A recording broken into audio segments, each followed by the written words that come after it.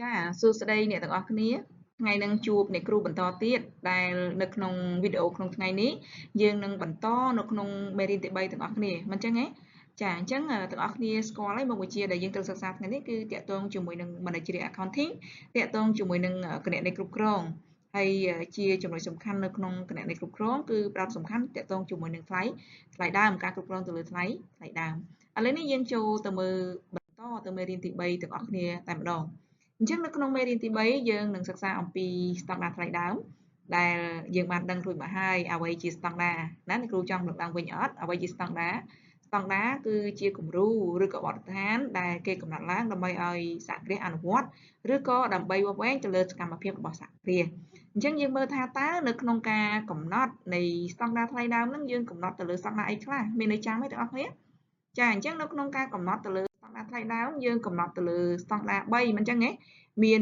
អ្នកគ្រូអត់បានចាប់មកវិញទេណាកន្លែងហ្នឹងគឺមានវត្ថុធាតុដើមផ្ទាល់កម្លាំងពលកម្មផ្ទាល់និងចំណាយផលិតកម្មប្រយោលអញ្ចឹងនៅក្នុងថ្ងៃនេះអ្នកគ្រូលើកយកតាក់ទងជាមួយនឹងចំណុចទី2ពាក់ព័ន្ធជាមួយនឹងកម្លាំងពលកម្មផ្ទាល់ដោយសារវត្ថុធាតុដើមផ្ទាល់យើងបានសិក្សានៅវីដេអូមុនរួចហើយវត្ថុធាតុដើមផ្ទាល់ហ្នឹងគឺយើងសិក្សាទៅលើប៉ុន្មានចំណុចទាំងអស់គ្នាវត្ថុធាតុដើមផ្ទាល់រំលឹកខ្លួនឯងឡើងវិញណាអញ្ចឹងយើងចូលដល់ចំណុចទី2ពាក់ព័ន្ធជាមួយនឹងការកំណត់ស្តង់ដារនៃកម្លាំងពលកម្ម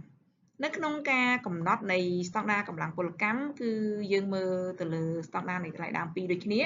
ទី1គឺស្តង់ដារនៃអត្រាកម្លាំងពលកម្មទាំងអស់គ្នាទី2គឺស្តង់ដារនៃពេលវេលាសម្រាប់កម្លាំងពលកម្ម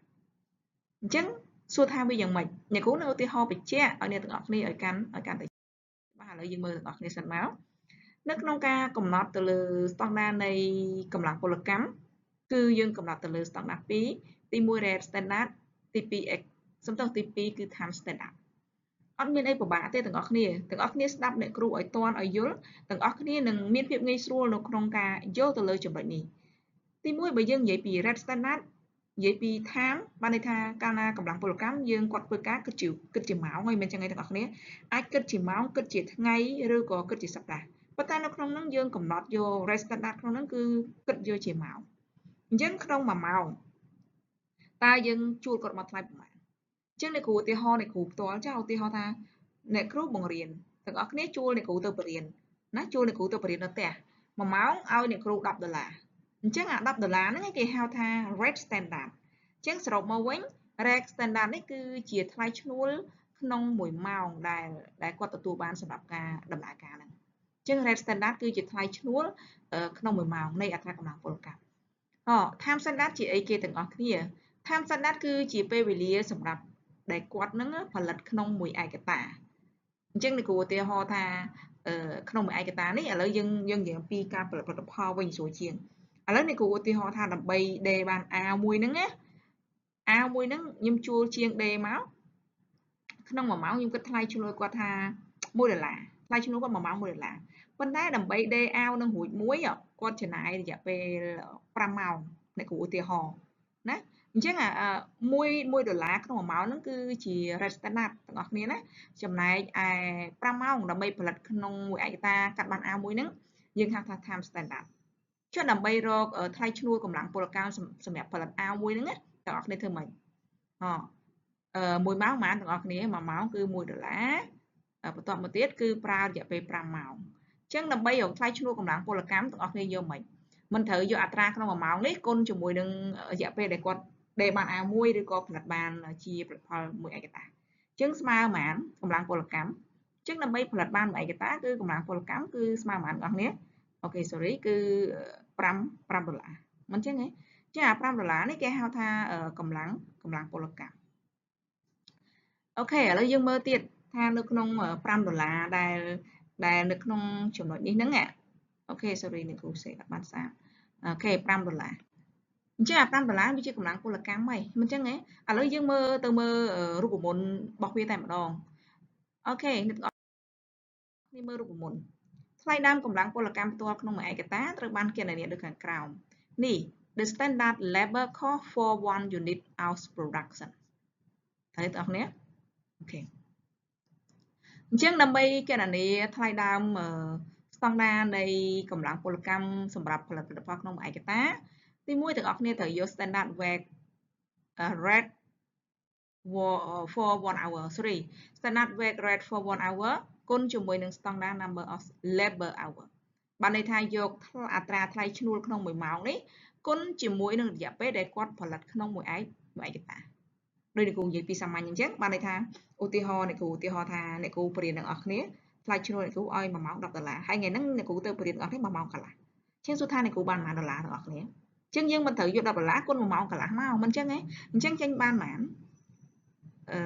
$10វាបាន$15មិនអញ្ចឹងទេដូចគ្នាអញ្ចឹងអ្នកទាំងអស់គ្នាគិតមើលនៅក្នុងហ្នឹងគឺអត់មានអីពិបាកបានន័យថាយកអត្រាក្នុង1ម៉ោងគុណជាមួយនឹងរយៈពេលដែលគាត់ធ្វើបានហ្នឹងទៅឬក៏សម្រាប់ផលិតក្នុងមួយឯកតាហ្នឹងយើងឃើញ standard labor អីនៅក្នុងអ្នកគ្រូជឿជាក់ថាយើងអត់មានចង្អុលអីទេបើសិនជាយើងជាអ្នកតាមដានអ្នកគ្រូមែនច្បាស់ជាយល់ហើយនៅក្នុងចំណុចហ្នឹងអរគុណឥឡូវយើងមើលបន្តទៀតនេះឧទាហរណ៍ជាក់ស្ដែងដែលអ្នកគ្រូលើកមកទាំងអស់គ្នាឥឡូវយើងមើល direct labor basic work rate per hour ចឹងបានន័យថា basic work rate បានន័យថាដែលឮសូរគេហៅថាប្រាក់ម៉ោងគោលឬក៏ប្រាក់ឧបត្ថម្ភគោលទេបងប្អូន basic work rate ហ្នឹងគឺប្រាក់ឧបត្ថម្ភគោលរបស់គាត់ក្នុង1ម៉ោងគោលរបស់គាត់គឺ$10តែម្ដងបើគាត់ធ្វើការធម្មតាគឺ$10ប៉ុន្តែនៅក្នុងនេះ employment tax add អូខេ10%បើសិនជាគាត់ធ្វើការក្នុង1ម៉ោងគឺគាត់ត្រូវបង់ពន្ធឲ្យរដ្ឋ10%នៃប្រាក់ឈ្នួលគោលរបស់គាត់ជាង10%នៃថ្លៃឈ្នួលគោលរបស់គាត់គឺបានប៉ុន្មានបងប្អូនគឺ$1បានហើយយើងយក10គុណនឹង10មកចាយនឹងប៉ុន្មានបងប្អូនអូខេគុណមកមិនបានឃើញ$1អូខេអ្នកគ្រូជឿជាក់ថាយើងចេះហើយមិនបាច់គុណទេណាយើងចេះទាំងអស់គ្នា10%នៃ1%នៃ$10ហ្នឹងគឺអូខេ sorry 10%នៃ$10ហ្នឹងគឺ$1 fringe benefit អត្ថប្រយោជន៍បន្ថែមគឺ30%នៃប្រាក់ឧបត្ថម្ភគោលអញ្ចឹង30%នៃប្រាក់ឧបត្ថម្ភគោលប៉ុន្មានបងប្អូនអូខេ30%នៃប្រាក់ឧបត្ថម្ភគោលនេះគឺស្មើនឹង$3អញ្ចឹងសរុបទាំងអស់ការចំណាយរបស់ក្រុមហ៊ុនណា standard rate per direct labor hour ហ្នឹងសម្រាប់1ម៉ោងក្រុមហ៊ុនត្រូវចំណាយ$14មិនអញ្ចឹងទេទាំងអស់គ្នាអញ្ចឹងក្រុមហ៊ុនត្រូវចំណាយ$14ប៉ុន្តែនៅគ្រូសួរបញ្ជាក់តិចមើលថាចាអូនបានប៉ុន្មាន$ពីក្រុមហ៊ុនចាបើសិនជាតាមអ្នកគ្រូដឹងអូនគឺបានតែ$13ឯងមូលហេតុអីព្រោះអូនដក$1នេះទៅបង់ពន្ធឲ្យរដ្ឋហើយក្រុមហ៊ុនធ្វើការចំណាយគឺ14មែនប៉ុន្តែត្រូវកាត់$1នេះត្រូវបង់កាត់$1ទៅបង់ឲ្យរដ្ឋវិញអញ្ចឹងសាច់ប្រាក់ជាក់ស្ដែងដែលអូនទទួលបានគឺ$13ប៉ុន្តែការចំណាយរបស់ក្រុមហ៊ុនគឺ$14អូខេអញ្ចឹងគេធ្វើការ1ម៉ោងក៏ត្រូវបង់ពន្ធ$1ដែរចឹងហើយបានជាស្រុកគេខ្លាយជាអ្នកមានរដ្ឋគេខ្លាយជាអ្នកមានពួកអីគេប្រមូលពន្ធបានគ្រប់ជ្រុងជ្រោយចំណែកយើងវិញអត់មានទេបើសិនជាបរិញ្ញា1ម៉ោងអញ្ចឹងវាអត់ទាន់មានការកាត់នៅឡើយទេណាអ្នកទាំងអស់គ្នាអញ្ចឹងយើងមានភាពងាយស្រួលមែនទែននៅក្នុងហ្នឹងអញ្ចឹងចាំទាំងអស់គ្នាណា1ម៉ោងកម្លាំងពលកម្មគឺ$14អូខេឥឡូវយើងមើលថាតើគាត់ធ្វើការដើម្បីផលិតក្នុងឯកតានឹងអស់ប៉ុន្មានម៉ោងbasic labor time per unit in hour អញ្ចឹងដើម្បីផលិតក្នុងមួយឯកតាបើសិនជាម៉ោងដែលយើងធ្វើការសុទ្ធហ្មងណាតែ 1.9 ម៉ោងគឺផលិតរួចហើយប៉ុន្តែអូនឯងគិតមើលថាមនុស្សអាចធ្វើការ1ម៉ោង 1.4 ម៉ោងនោះដោយមិនគិតអីសោះដោយមិនធ្វើអីសោះបានអត់ច្បាស់ជាអត់បានទេមិនអញ្ចឹងហ៎អញ្ចឹងបានថា 1.9 ម៉ោងនោះគឺជាពេលវេលាសុទ្ធតែគាត់ធ្វើការអញ្ចឹងគេចំណាយទៅលើអីទៀតទាំងអស់គ្នា allowance for break and personal need នេះយើងត្រូវការទៅបន្ទប់ទឹកឯក្នុងរយៈពេល1ម៉ោងកន្លះហ្នឹងចា personal need ហ្នឹងគឺជាតម្រូវការសម្រាប់គឺក៏ផ្ទាល់ខ្លួនអញ្ចឹងមួយឯកតាគេឲ្យសម្រាប់ 0.1 ម៉ោងហើយយើងអាចគុណចេញជានាទីឬក៏វិនាទីផងណាអូខេតម្រូវការទូរស័ព្ទផ្ទាល់ខ្លួនឬក៏ទៅបន្ទប់ទឹកបន្ទប់អីទៅអាហ្នឹងគេហៅថាតម្រូវការផ្ទាល់ខ្លួនចំណែកទី2 allowance clean up and machine downtime អញ្ចឹងម៉ាស៊ីនរបស់គេហ្នឹងក៏ត្រូវការសម្រាកដែរត្រូវការសម្អាតដែរគេឲ្យពេលវេលាច្រើនមែនទែនគឺម៉ាស៊ីនសម្រាប់ពេលវេលាហ្នឹងគឺចង់ច្រើនជាងតម្រូវការសម្រាប់ផ្ទាល់ខ្លួនយើងទៀតគឺក្នុងឯកតាគឺ 0.3 ម៉ោងចាហ្នឹងគេចែកមកណាចំណែក allowance for reject នេះគេគិតជាពេលវេលាដែលអត់មានប្រយោជន៍ដែលគេគិតថាអត់មានប្រយោជន៍ហ្នឹងអ្នកនរគ្នាឧទាហរណ៍ថាទាំងអស់គ្នាធម្មតាពេលខ្លះមនុស្សយើងមិនឧស្សាហ៍រហូតទេមានខ្ជិលមានអីខ្លះហើយមិនចឹងហ៎ក្រៅពីពេលទៅបន្ទប់ទឹកក្រៅពីពេលញ៉ាំអីក្រៅពីពេលដែលសម្អាតម៉ាស៊ីនហ្នឹងគឺយើងមានពេលខ្លះក៏យើងលួចខ្ជិលតិចតួចដែរអាចនិយាយទូរស័ព្ទរៀងលើសម៉ោងអីចឹងទៅអាចអង្គុយចឹងទៅវល់តែគិតអីផ្សេងចឹងទៅណាហ្នឹងឯងគេហៅថាពេលវេលាប្រយោជន៍ឬក៏ជជែកគ្នានិយាយដើមគេអីចឹងទៅអាហ្នឹងយើងគេកំណត់ឲ្យយើងគឺ 0.2 ម៉ោងក្នុងមួយឯកតាគឺគិតអស់តែម្ដងឲ្យត្រឹមត្រូវ ចឹង standard labor hour per unit product នេះពេលវេលាសម្រាប់ផលិតឯកតាឡើងដល់ប៉ុន្មាន 2.5 ម៉ោងប៉ុន្តែម៉ោងជាក់ស្ដែងគេឲ្យអូនធ្វើការតែប៉ុន្មានក៏ពិតម៉ោងជាក់ស្ដែងតែ 1.9 ទេប៉ុន្តែគេកំណត់ឲ្យអូន standard ក្នុងនឹង 2.5 ម៉ោងគឺគេកំណត់ទៅលើពេលវេលាផ្សេងៗទៀតឥឡូវបាញ់មិញនេះដើម្បីផលិតក្នុង1ម៉ោងយើងចំណាយ$14តែរយៈពេលផលិតបានត្រូវចំណាយ2ម៉ោងអញ្ចឹងដើម្បីរក standard labor cost per unit ធ្វើម៉េចតាមរូបមន្តរបស់យើងដើម្បីរក standard labor cost យើងយកពេលវេលារបស់យើងនេះ standard នៃ hour របស់យើងនេះគុណជាមួយនឹង cost per hour ថ្លៃដើមឬក៏ wage rate per hour អញ្ចឹងយើងយក 2.5 ម៉ោងគុណជាមួយនឹង1ម៉ោង$14ទៅយើងឃើញ labor ក្នុងឯកតាគឺ$35ក្នុងមួយឯកតាអញ្ចឹងមានអីឆ្ងល់ទេលោកគ្រូជឿជាក់ថាយើងច្បាស់ជាអត់ឆ្ងល់ទេយើងគ្រាន់តែយកថ្លៃ rate វាអត្រា rate វាក្នុង1ម៉ោងគុណជាមួយនឹងចំនួនម៉ោងសម្រាប់ផលិតក្នុងមួយឯកតាទៅយើងនៅឃើញហើយមានភាពងាយស្រួលលេខក្នុងចំណុចហ្នឹងហើយបើសិនជាអ្នកទាំងអស់គ្នាមានចម្ងល់អីអាចសួរអ្នកគ្រូនៅក្នុងហ្នឹងហើយអ្នកគ្រូជឿជាក់ថាអ្នកដែលតាមដានគឺនឹងយល់ព្រោះវាមានភាពងាយស្រួលដែរទេឥឡូវយើងមើលចំណុចមួយទៀតតាឥឡូវយើងរៀនបាន2ឯងនៅស្តង់ដារនៃផលិតកម្មប្រយោលនៅក្នុងការកំណត់ទៅលើស្តង់ដារផលិតកម្មប្រយោលគឺយើងកំណត់ទៅលើ2ចំណុចដូចគ្នាទី1ស្តង់ដារនៃបរិមាណទី2ស្តង់ដារនៃអត្រាស្តង់ដារនៃបរិមាណហ្នឹងក៏យើងអាចនិយាយថាជាស្តង់ដារនៃពេលវេលាទាំងអស់គ្នាណាខាងលើនេះគឺ time standard ដូចគ្នាឥឡូវយើងមើលទាំងអស់គ្នាមកអូខេអញ្ចឹងនៅក្នុងការកំណត់ទៅលើ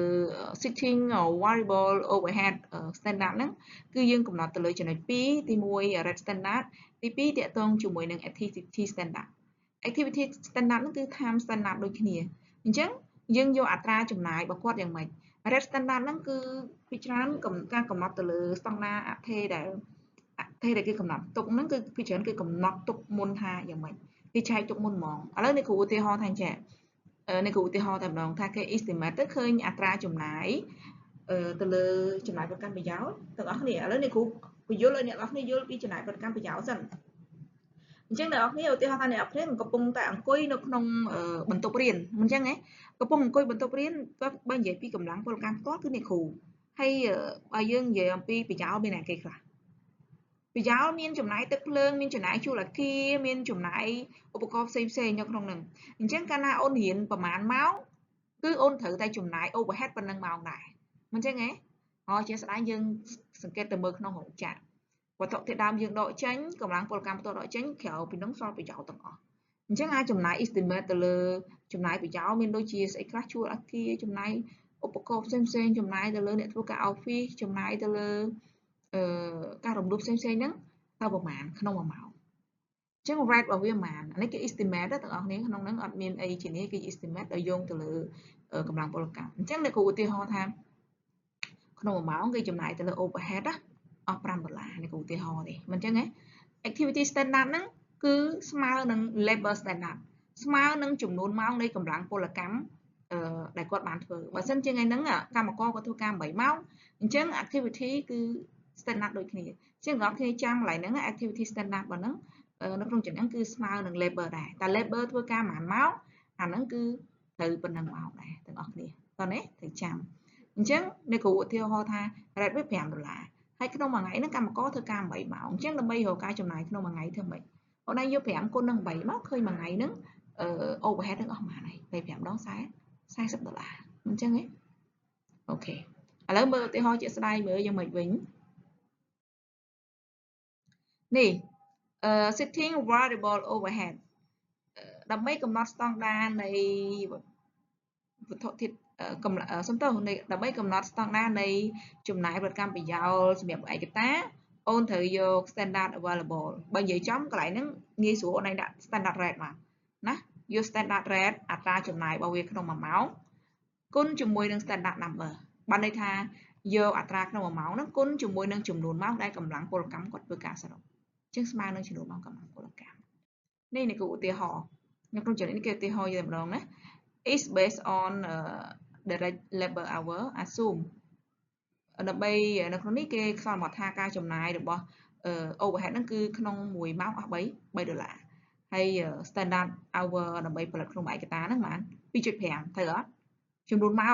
ងដែលសម្រាប់ផលិតក្នុងឯកតា 2.5 ហើយ rate របស់គាត់គឺ$3 អញ្ចឹងដើម្បីរកចំណាយផលិតកម្មប្រយោជន៍យើងយកចំនួនម៉ោងដែល labor គាត់ធ្វើការហ្នឹងបាន 2.5 ម៉ោងគុណជាមួយនឹងអត្រាចំណាយរបស់ overhead គឺ$3អ្នកនរគ្នាណាអញ្ចឹងស្មើនឹង1ម៉ោងបន្ទាប់ស្មើមួយឯកតាគឺ$7.50ក្នុងមួយឯកតាយកអត្រាចំណាយ overhead ក្នុង1ម៉ោងគុណជាមួយចំនួនម៉ោងសម្រាប់ផលិតក្នុងមួយឯកតាអញ្ចឹងមានអីឆ្ងល់កន្លែងហ្នឹងទេបើសិនជាអ្នកនរគ្នាគិតថាស្ដាប់អត់ទាន់អាចចាក់វីដេអូនឹងសារឡើងវិញក៏បានដែរព្រោះវីដេអូវាងាយស្រួល repeat ឡើងវិញទេហើយមានចម្ងល់អីអាចសួរអ្នកគ្រូនៅក្នុងចំណុចហ្នឹងអាចទាំងអស់គ្នាអាចចូលរួមទៅ comment នៅលើវីដេអូអ្នកគ្រូក៏ល្អដែរណាអូខេចូលរួម comment នៅលើវីដេអូរបស់អ្នកគ្រូនៅពេលដែលអ្នកនរគ្នាមើលក៏ល្អដែរដើម្បីឲ្យដឹងអ្នកគ្រូនឹងអាចបើកពេលណាក៏ឃើញ comment អូននៅក្នុងនោះដែរវាអត់ដូចយើង comment ចូលក្នុងនេះបានន័យថាពេលខ្លះអ្នកគ្រូឆ្លើយឲ្យវាទៅបត់ទៅព្រោះយើងម្លងឆ្ងាយតែបើនៅក្នុង channel គឺ comment ឲ្យឃើញតែម្ដងចាអរគុណអូខេមានសំណួរមួយគេសួរថាតើស្តង់ដារនៃថវិកាហ្នឹងស្តង់ដារស្មើនឹងកញ្ចប់ថវិកាដែរអត់ស្មើគ្នាទាំងអស់គ្នាអូខេខុសគ្នាត្រង់ណាស្តង់ដារមានលក្ខណៈខុសពី budget បានន័យថា standard ខុសហ្នឹងខុសគ្នាពី budget ដោយសារស្តង់ដារគិតតាម